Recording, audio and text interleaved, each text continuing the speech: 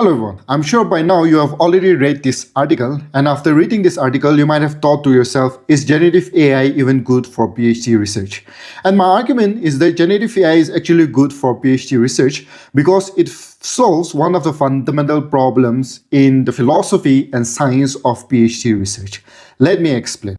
PhD research by nature is narrow. Now, why it has to be narrow? Because again, you have to go deep into a subject matter.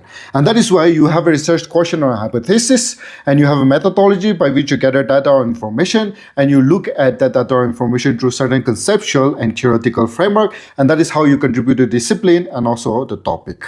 And so PhD research by nature cannot be deep and broad at the same time because it's humanly not possible.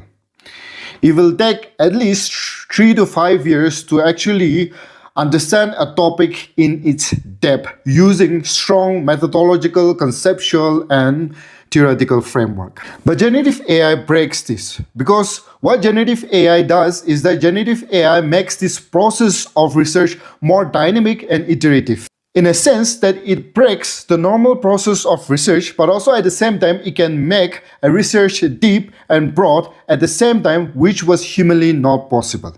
Let me explain this further.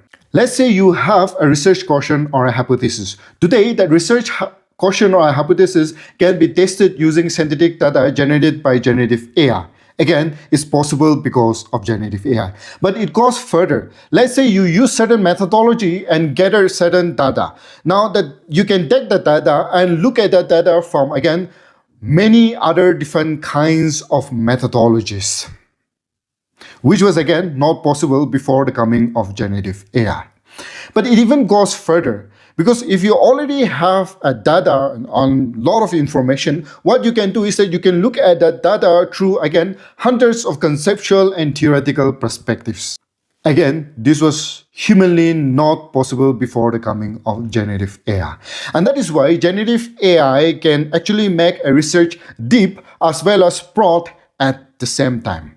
And I think this is one of the important possibility the generative AI brings to research. But one of the things that the article also says is that in many of the higher education institutions, professors today do not actually understand generative AI, let alone, again, rethinking research with generative AI. And so again, that is one of the biggest hurdle and problem that we have in terms of rethinking research with generative AI. If you have any questions, please put it in the comment section. I'll address it in the upcoming reel.